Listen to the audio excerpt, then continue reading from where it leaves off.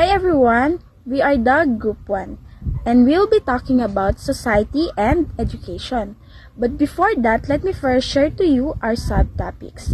So these are the philosophical perspective, the sociological perspective, and the last one is the educational reforms, the K-12 curriculum examples. So before we proceed, let me first explain to you the 5 basic concepts, which are the society, the community, education, social interaction, and the last one is the school culture.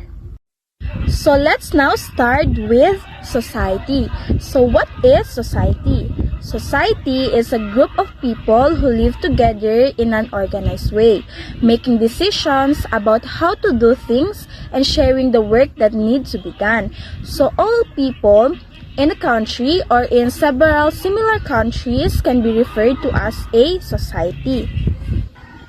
So there are also 5 characteristics of society. The first one is the shared territory.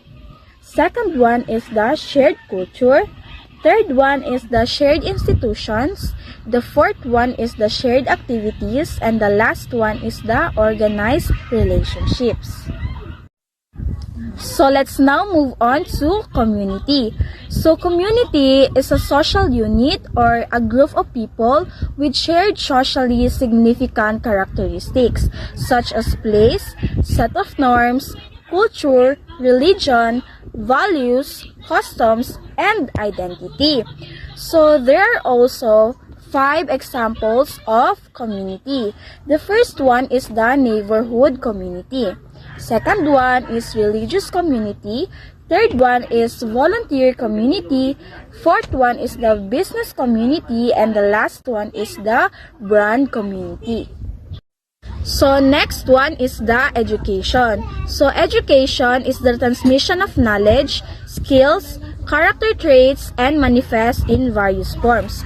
So in other terms, education is the process of acquiring knowledge, skills, values, beliefs, and habits. So it encompasses learning in school and universities, as well as informal learning through life experiences and expectations or interactions. So there are 3 types of education. So the first one is the formal education, which structured learning that takes inside the school or universities. The second one is the non-formal education, organized learning outside the school. And the last one is the informal education, which unstructured learning that occurs through our daily experiences. So let's now proceed to social interaction. So social interaction is the process by which we act and react to those around us, to those people around us. So in a nutshell, social interaction includes those acts people perform toward each other and the responses they give in return. So example is talking. What I am doing now is a social interaction between me and you. So the last one is the school culture. So school culture generally refers to the beliefs, perception, relationship, attitudes, and written and unwritten rules that shape and influence every aspect of how a school functions. So example here are the norms and expectations, values, and the last one is the tradition and ritual. So that's all for the 5 basic concepts. So let's now proceed to philosophical perspective.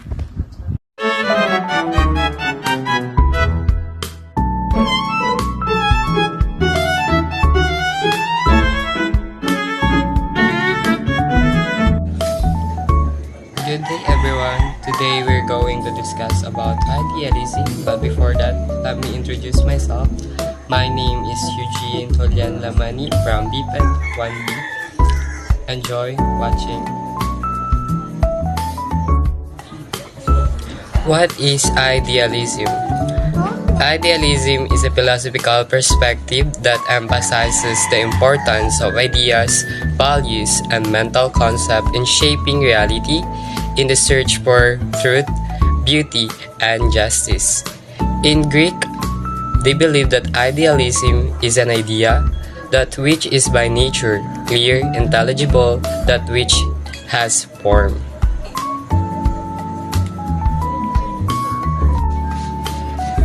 Okay, to make it short, idealism is a philosophical perspective that highlights the significance of ideas, values, and mental concepts in shaping reality. And basically, idealism is a search for the ultimate, such as beauty, truth, and justice. In Greek, idealism derived from the word idea. So, from the description itself, idea it is something that can be easily understood. And from the word clear, it tells that idea is something that can be easily comprehended or understood without being confused. And also from the word intelligible, that implies that idea is something that can be easily comprehended through the process of thinking and reasoning. There are three types of idealism. The first one is the subjective idealism. So, this view holds that reality is a product of individual minds. So, basically, subjective idealism tells that or implies that reality is shaped by individual minds and perception, or in other words, our individual minds and perception and experiences is the thing on how we're going to construct the reality. Number 2, the objective idealism. So, this view holds that the reality is a product of universal mind. So, basically, it implies that the reality is shaped by our universal mind and also our perceptions. And the last one is the transcendental idealism. So basically, this emphasizes the roles of reasoning and in shaping our understanding of reality. And also it suggests that our comprehension of the world is influenced by our inherent and cognitive rather than the solely sensory of experiences. Okay, in this area, I will go furtherly explain the 5 lines that being captured or some idealists have believed. Number 1, some idealists believe that all knowledge is a. So basically, this line associated with Plato. They believe that all knowledge is not a learn anew, but rather a recollection of pre-existing knowledge. Number 2, Plato believed that ideas are the essence. So basically, Plato believed that the reality lies in the world of forms or a real perfect, unchanging ideas or essences. Number 3, existence depends on the minds alone. So basically, it tells or implies us that if it's something doesn't exist in someone's minds, essentially, it doesn't exist. Number 4, theistic idealists. So basically, these idealists they believe that or they consider God as the source of all reality, of all things to shape their reality. They believe that God is the creator of the universe, and also they believe that the universe is a creation of God. And the last one, fantastic idealists. These are the idealists that they believe that the universe and God are not separated. The universe and God is intertwined, and also they believe that the universe is manifestation of God. Okay, the next one is Plato believed that there are 2 worlds, the spiritual world and the world of appearance. Okay, when we say the world of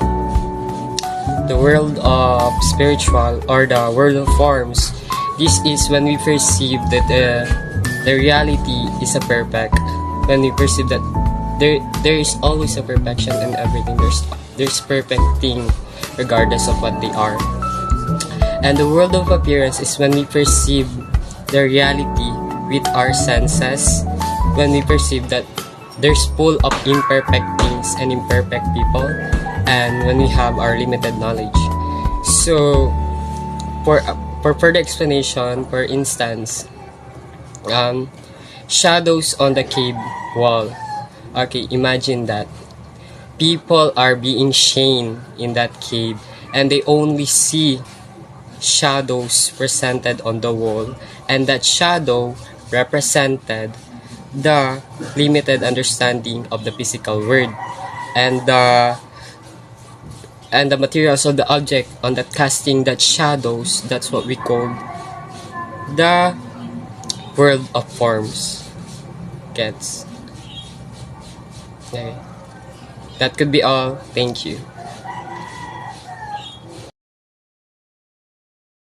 Hi everyone! So my part is to explain to you about the realism, existentialism, and pragmatism. So first, let's start with the realism. So in philosophy, realism refers to the view that objects and entitles exist independently of our perception or thought, meaning that the real world exists regardless of whether anyone is observing it, and our understanding of it is based on this objective reality. Essentially, it posits that truth corresponds to a mind-independent reality that can be accessed through observation and experience. Example, the belief that a chair exists independently of anyone perceiving it, meaning that even if no one is looking at it, it still occupies space and has physical properties like color and shape, especially the chair is real regardless of our perception of it. So we have some key points about the realism, and first is mind-independent existence. The core belief is that thing exists whether or not we are aware of it. A mind-independent existence refers to something that exists outside of our minds and perception. Example, a mountain. A mountain exists whether or not we are aware of it. Whether or not we perceive it, or whether or not we believe in its existence, it has its own physical properties and occupies space in the world independently of our minds. And next is subjective truth. Realism argues that there are objective truths about the world, not just subjective interpretations. Subjective truths are based on observable or variable fact. They can be the opposite of subjective opinions, which are based on individual perspective or preferences. And next is external world. Realists maintain that the external world is the primary source of knowledge, accessible through our senses. Example, external world include objects, people, and events that exist outside of our mind. And another example is that traffic problem, climate change, and population movement. So we also have different aspects of realism, and first is metaphysical realism. This is the broader physical stance that a reality exists independently of our minds, encompassing both physical objects and abstract concepts. And the example of metaphysical realism is that the moon exists whether or not we look at it. It has its own physical properties, orbits the earth, and exists independently of our minds. Even if we were blind, the moon would still be there, committing its orbit. Next is specific realism. So this view holds that specific theories accurately describe the real world, even if we cannot directly observe everything. Example, the existence of a tree. Imagine a tree growing in a remote forest. Whether or not anyone is aware of it, whether or not anyone has ever seen it, the tree exists. It has its own physical properties, occupies space, and it's not independent on our mind or its existence. So let's move to existentialism. In a philosophical concept, is a school of thought that emphasizes the individual freedom and responsibility to create their own meaning in life, often within a seemingly meaningless or observed universe, placing a strong focus on personal authenticity and the choices one makes to define their existence. Key tenets include the idea that existence precedes essence, meaning individuals are not born with a predetermined purpose, but must actively construct their own identity through their actions and decisions. Example of it, imagine a person who feel lost and unfulfilled in their current job. They may start questioning the meaning of their life and their job place in this world. As existentialists, so perspective would encourage them to take responsibility to their situation and make active choices to create a life that is meaningful to them. This could involve exploring new career path, pursuing personal interests, or simply embracing the freedom to make their own decision. Existentialism is a philosophical perspective that emphasizes individual freedom, responsibility, and the search for meaning in a world that is often perceived as absurd or meaningless. And existentialism also encourages us to embrace our freedom and responsibility even in the face of uncertainty and anxiety. It's about embracing our freedom, taking responsibility for our choices, and create our own unique path in life. So we also have key aspects of existentialism. First is individual freedom and responsibility. The core belief that individuals are free to choose their own paths and are accountable for the consequences of their own actions. We are responsible for our actions, in short, of this individual freedom and responsibility. So, example, imagine a young person graduating for college. You have several career options: a stable, well-paying job in your field, a less secure but fulfilling path pursuing your passion, or traveling the world to gain experience. So, you are in a free to choose any of these paths. They aren't bound by societal expectations or predetermined rules. They have the autonomy to make your own decision about your future. With this freedom comes responsibility. You must take ownership of your choice and its consequences. You choose to secure job. You may miss out on fulfilling your passion. If you choose to travel, you may face financial uncertainty. The choice you make define your path and shape your future. It's in your own decision. It's about responsibility. So next, we have existence precede essence. The idea that a person's being comes before any predefined characteristics or purpose, allowing them to define themselves through their choices. So, think of it like this. You are not born with a pre-written script of your life. You are the author, and you have the freedom to write your own story. So, existence perceived essence is that we are all born without purpose. Like, we just born, na tayo mismo sa sarili natin magpa-find out about our life. We are the one who will figure out, and we are the one who will make our own story. So next is angst and anxiety. The existentialists often discuss the anxiety and uncertainty that arises from the awareness of one's freedom and the responsibility to create meaning in life. So, angst and anxiety doesn't view a purely negative. They have been seen as catalysts for growth and self-discovery. By confronting these feelings, take responsibility for our lives and find meaning in our own unique way. So, existentialism encourages us to acknowledge and work through these feelings rather than trying to suppress them. It suggests that by facing our anxieties, we can gain a deeper understanding of ourselves and the world around us.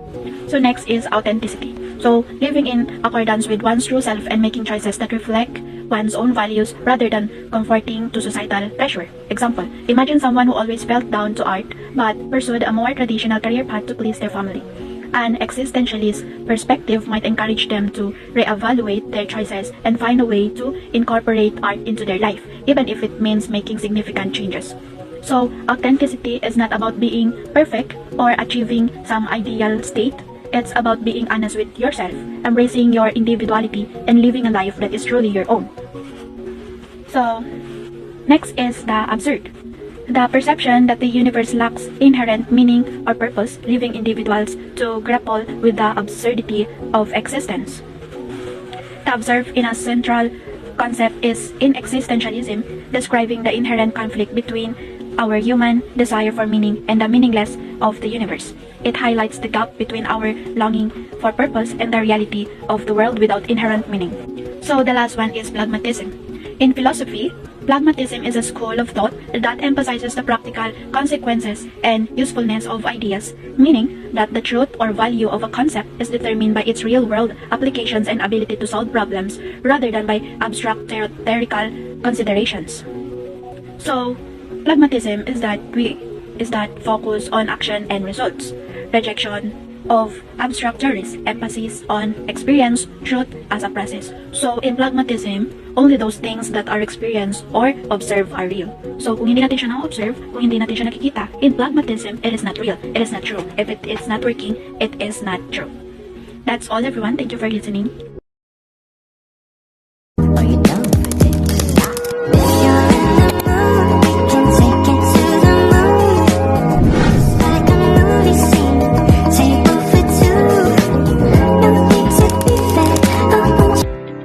Good day everyone, so I am Junel Pantelon Palag from BPED 1B. and today we're going to talk about modern philosophies.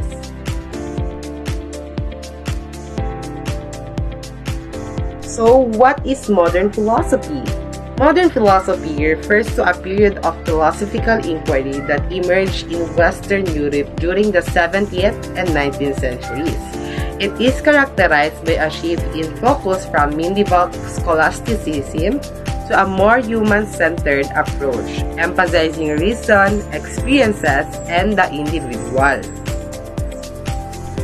It means it's a philosophy that has been developed in the modern era and associated with modernity, a modern way of thinking and working. So in other words, it is a period in the history of philosophy that occurs between 17th and 19th century or in the present time. So this philosophy is comprises with wide range of ideas and perspective, and it offers a very diverse range of knowledge and perspective about the world we're living at. So of course, this had been emerged from the 17th century and to the present time. So from the word itself, modern, it associated with modernity, a modern way of thinking, working, and understanding the world. Modern philosophy in education. Modern philosophy and education provide a different frameworks for understanding, approaching the learning process, and offer a diverse perspective on what constitutes knowledge, the role of teacher, and the purpose of education itself. Modern philosophy in education, or what we call modern learning philosophy, aims to emphasize an active learning where there's a participation of the student while learning inside the classroom. It allows students to develop critical thinking skills, such as where students learn how to analyze issues and make meaningful answers through their very own experiences. Also, to have a fun collaboration inside the four corners of the room together with the student and the teacher while having a lesson. It also encourages every student to learn how to solve problems, such as daily life problems. So one of the modern philosophy we are going to tackle about is the perennialism. So now let's define perennialism. Perennialism is a conservative educational philosophy that emphasizes a timeless ideas and universal truth. It's based on the belief that certain ideas have been endured throughout history and are still relevant up until today. So when we say perennialism, it relies on the past. So perennialists believe that the focus of education should be on the ideas that have been lasted over the centuries, which means they believe that the ideas are still relevant and meaningful as they were written. It stated that ancient ideas are still relevant and meaningful as they were written back then up until today. And ang paraang ito ang dapat natin gamitin sa ating pag-aaral. Kaya nga, many perennialists recommend that students should learn from reading and analyzing the history's finest work of our thinkers and writers. So, humanism is a philosophy that values human potential and agency, and it emphasizes the importance of reason and critical thinking. Humanists believe that humans are capable of changing the world. Human beings are the starting point for moral philosophical inquiry.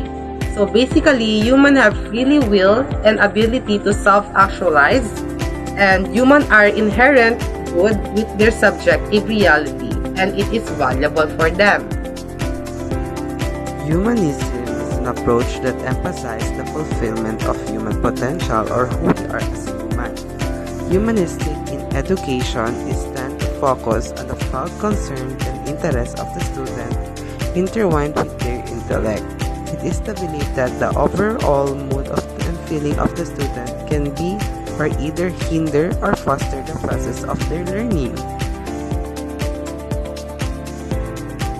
Postmodern philosophies is a complex and multifaceted movement that have been emerged in the 20th century as a reaction against the principles of modernism. Particularly, the Enlightenment emphasizes the reason of the objective truth and universal narratives. So hello everyone, my name is Abubakar Bantuas, and today I will discuss the sociological perspectives on education, how education influences society, and how society in turn shapes education. Education is not just about learning academic subjects. It plays a vital role in shaping individuals and maintaining social structures. Sociology studies education through different perspectives to understand its functions, roles, and impact. There are three major sociological perspectives on education. First is structural functionalism. Number two, conflict theory. And lastly, interactionist theory. Now let's begin by exploring the social dimensions of education. Education is a social institution, meaning it is a structured system that serves key functions in society. These functions includes socialization, teaching cultural norms, values, and behaviors necessary for participation in the society. For example, schools instill discipline, cooperation, and respect for the authority. Second is social control, encouraging discipline, obedience, and order to ensure stability. Example, students must follow school rules and schedules, preparing them for the future workdays and expectations. For the social mobility, providing opportunities for individuals to improve their social and economic status. For example, a student from a low-income family who excels academically may receive a scholarship and secure for a better future. And lastly is social integration, uniting people from different backgrounds through shared knowledge and experiences. Sociologists debate whether education is a tool for maintaining order and progress or a system that reinforces inequality. This leads us to consensus and conflict theories. Sociologists have two main perspectives on education's role in the society. The first is consensus theories, instructional functionalism. Education is a unifying force that maintains order and stability. It operates on a meritocratic system where people succeed based on talent and effort. For the conflict theories, education reinforces social inequalities by benefiting privileged groups while marginalizing the disadvantaged. Schools reproduce existing power structures, keeping the wealthy in control. Now let's dive deeper into structural functionalism. Structural functionalism on consensus perspective, developed by Emile Durkheim and Talcott Parsons. This perspective views society as a system where education ensures stability and prepares students for their future roles. The functions of education according to functionalism is, first is socialization. School teach cultural values, traditions, and norms. For example, respect for authority and teamwork are reinforced in the classroom. Role allocation and meritocracy. Education assigns individuals to different jobs based on abilities and effort. For example, students excelling in science may be encouraged to become engineers. Skill development and workforce preparation. Schools equip students with the knowledge and skills necessary for economic productivity. For example, learning communication, problem solving, and technical skills. And lastly is social cohesion and integration. Education unites people and fosters a shared identity. Example, national holidays and history lessons reinforce unity and patriotism. Criticism assumes that everyone has equal access to education, ignores social inequalities such as poverty, discrimination, and unequal resources. Conflict theory on inequality perspective. Based on Karl Marx's ideas on class struggle, conflict theory argues that education benefits the wealthy and powerful while limiting opportunities for the poor. How education reinforces inequality. Unequal access to quality education. Wealthy students attend better funded schools while poor students are stuck in underfunded schools. For example, for the private schools, students have modern facilities while some public schools lack textbooks and qualified teachers. Second is the hidden curriculum. Schools subtly teach values that benefit the elite, such as obedience and acceptance of hierarchy. Example, students are trained to follow rules without questioning authority, preparing them for subordinate roles in the workforce. Third is credentialism, and social barriers. Higher education degrees are required for high-paid jobs, but they are expensive and accessible for many. For example, a student may be academically capable but unable to afford college tuition fees. Lastly is gender and racial inequality and education. Certain groups receive fewer opportunities due to systematic discrimination. For example, women were historically discouraged from entering STEM fields, and racial minorities often attend underfunded schools. Criticism focuses only on inequality and overlooks how education helps individuals succeed. Ignores education's role in empowering marginalized groups. Now let's move on interactionist theory on micro-level perspective. Unlike functionalism and conflict theory, interactionist theory focuses on small-scale interactions between students, teachers, and peers. Key concepts in interaction theory. First is labeling theory by Howard Becker. Teachers label students as smart, troublemakers, or slow learners, which influences academic performance. For example, a teacher who believes a student is intelligent may give them more attention, improving their performance. Second is fulfilling prophecy. Students internalize labels and adjust their behavior accordingly. For example, a student labeled as bad at math may stop trying, reinforcing the label. Lastly is classroom dynamics and peer influences. The way students interact with teachers and classmates affects their learning. For example, a student in motivated class may study harder, while a student in a negative environment may lose interest. Criticism focuses only on small-scale interactions and ignores larger social structures like economic inequality and government policies. To summarize, structural functionalism is education maintains order, stability, and prepares individuals for their roles in the society. For the conflict theory, education reinforces class divisions and benefits the elite. And lastly is interaction theory.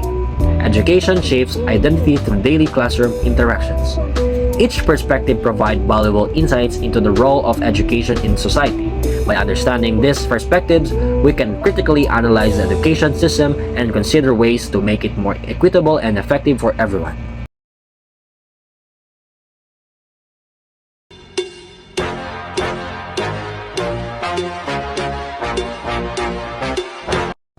Good morning, sir. Good morning, classmate. I am going to discuss about school and social institutions.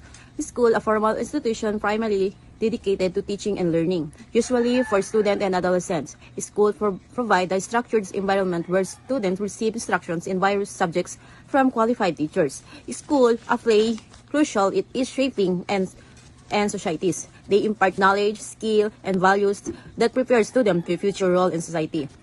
Through curriculums, assessment, and extracurricular activities, critical thinking and social skills and personal growth.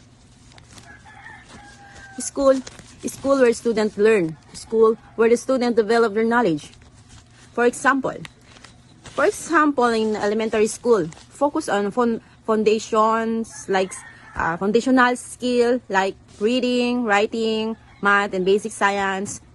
High school also offer a broader curriculum with specialized subjects like history, literature, foreign language, and advanced math. And the next is social institution. A complex organized system of society behavior with recognized purpose. Social institutions shape individual behavior, provide a framework for social interaction, and contribute to the stability and functioning of society. Social institutions are fundamental to human society. They provide guidance, norms, and structure that govern social interactions. For example, social institutions are family, religion, and government and economics institutions. Education is another social institutions. Educations as social institutions focus on transmissions of knowledge, skills, and values through formal learning setting. Education that play a vital role in shaping individual belief and values from a young. One of the primary roles education play is the transmissions of knowledge and skill between different generations and also academic. social, cultural norms. Education's institutions like grade school and colleges is promote values such as hard work, discipline, and respect for authority. Family institutions, the primary unit of socializations, providing emotional support, care, and a sense of belonging. So it's mean a family that provide emotional and practical support to its members. Family provide a foundations for children because it is where socializations initially take place. Ibig sabihin, sa family ang unang pagsalamuhan ng mga bata. So, we need to teach our children values and respect. Families teach children cultural and social norms, values, and expectations. Family play a key role shaping children's understanding of cultural and social roles, value, and expectations. Family, it can define many forms of kinship, including blood marriage and adoptions. In United States, we put more value on the small nuclear family than on the larger extended family. Thought that depends on society. Different family values can hand in hand with the different social obligation to the family and also with the economy.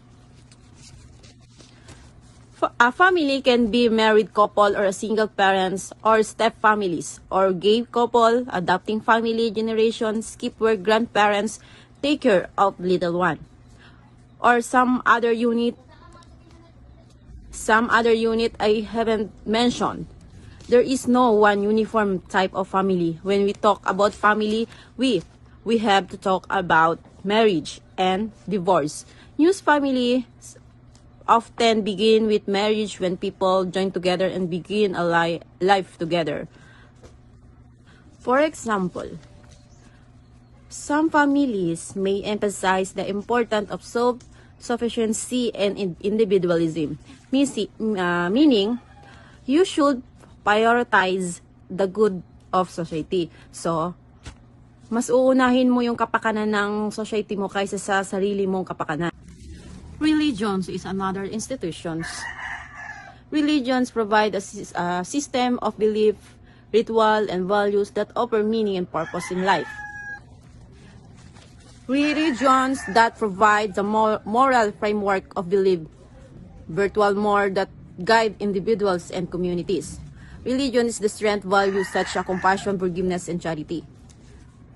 So may mga tao talaga na yung belief nila sa kanilang religions, like when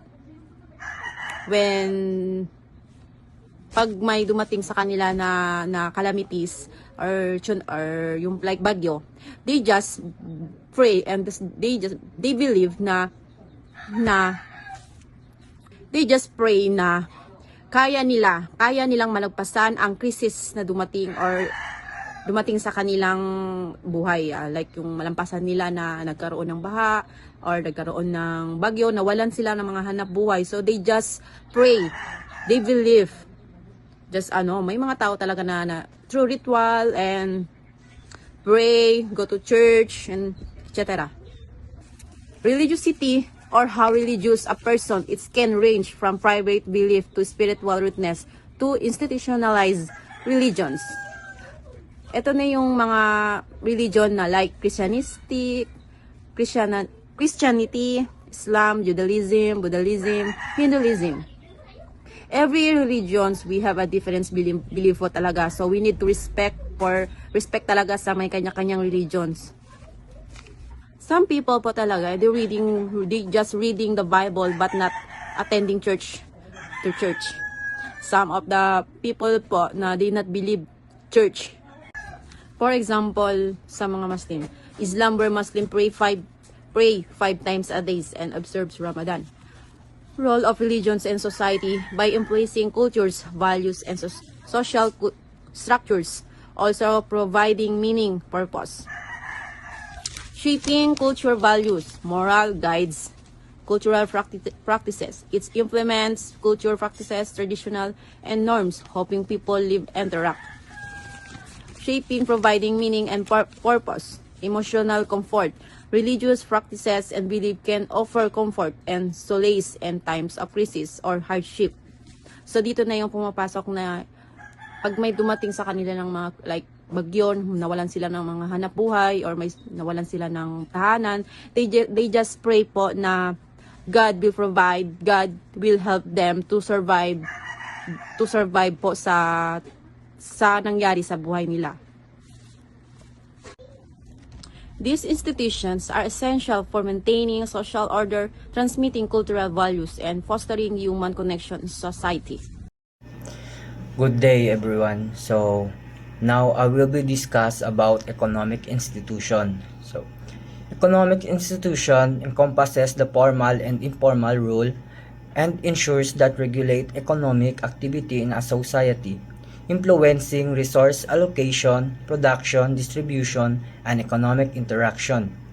It also includes the markets, banks, corporations, governments, legal system, and social norms that shape economic behavior. So, in short, economic institution is an organization or a system that plays a role in the production. So, I have here for example of economic institution. The first one is market, bank and financials, institution, property rights, and corporation and businesses. So, the first one is market. So, market is an economic system or environment where the buyers and sellers interact to exchange goods and services or resources. It is typically based on the supply and demands. Markets can be physical, like a retail store, department store, convenience store. It can be also a virtual, like an online platform. Like for example, mga Shopee, Shein, Lazada, and Marketplace. And also they determine the prices of goods and services through competition and negotiation. The second example is bank and financial institution. It is organization that provide financial services. It is include managing money, loan, and investments. Bank and financial institution focus on services like savings account, checking account, loans, and credit financial institution. It is also include investment firms, insurance companies, and person funds. It is offering a wide range of financial products. Third one is property rights. Property rights refers to the legal ownership and control over resources or assets. It is allowing the owner to use, to sell, or lease the property as they see fit. These rights are protected by law and can apply to physical assets like building or intellectual property like patents or copyrights.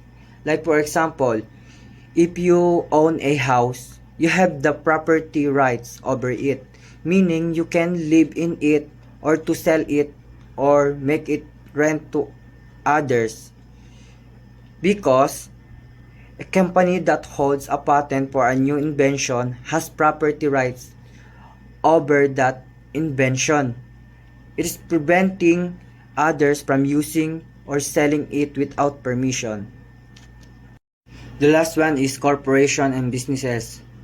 Walang market or other businesses kung walang corporation. Why? Because corporation is a legal entity separates from its owner. It is provide limited liability and allowing the business to raise capital through the sale of shares. A business refers to any organization it's engaged in the production, to sell or exchange of goods or services. It can be structured as a corporation. So the next topic is about government.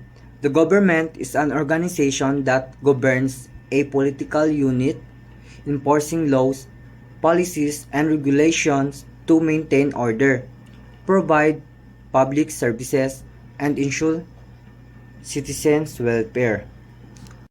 So I have here three examples of government. The first one is democracy, dictatorship, and communism. So, democracy. Democracy is a system government where power is vested in the people, who exercise it directly or through elected representatives. It is characterized by free and fair election to protect individual rights and the rule of law. Kumbaga, wala sa politiko yung power kundi sa mga tao. Kasi, mga tao yung magdi-decide kung sino yung bobotohin nila para mag-lead ng country nila. Ganun. The second one is dictatorship. Dictatorship is a form of government where power is concentrated in the hands of a single individual. The dictator who has absolute to control over laws, decisions, and policies, often without the consent of the people. Like for example, in North Korea, is a dictatorship where Kim Jong-un holds total authority over the country, and the people have very limited political freedoms or say in to government decisions. The last one is communism. Communism is a political and economic ideology where all property is owned by the community and each person contributes and receives according to their abilities and needs. Like for example, in China, Communist Party controls the government and economy with the goal of reducing inequalities through in practice. Some private enterprises exist alongside state control.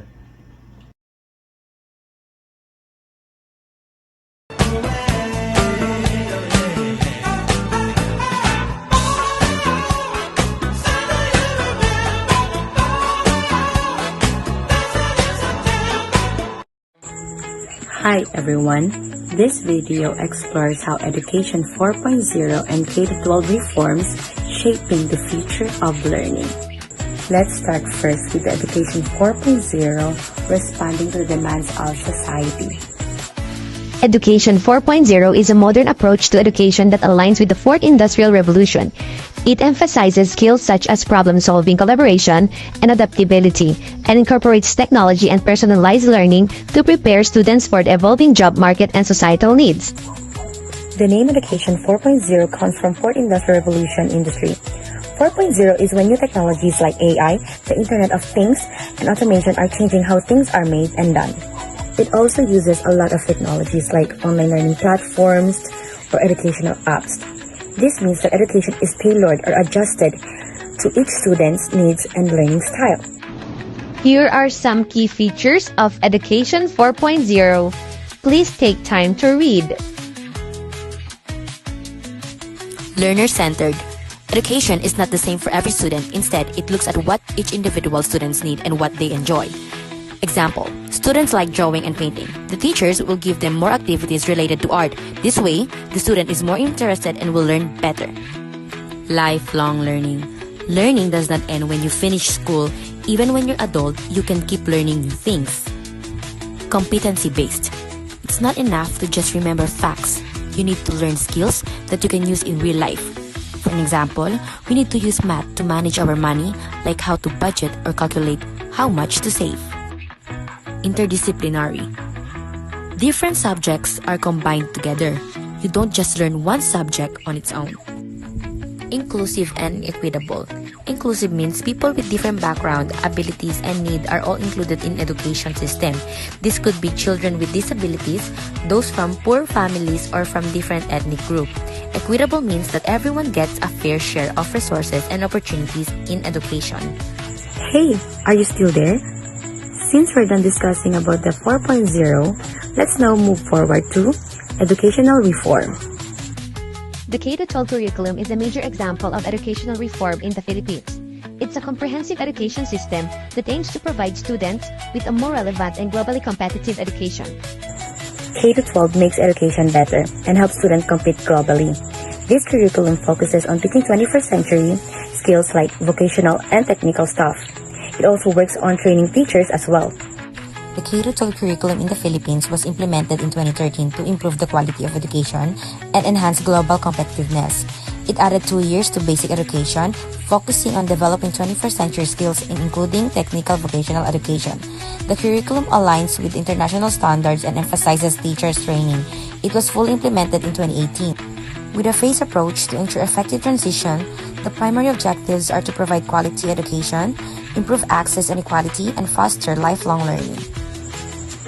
The main goal of the K-12 is to give good education, make it easier for everyone, and encourage learning throughout life.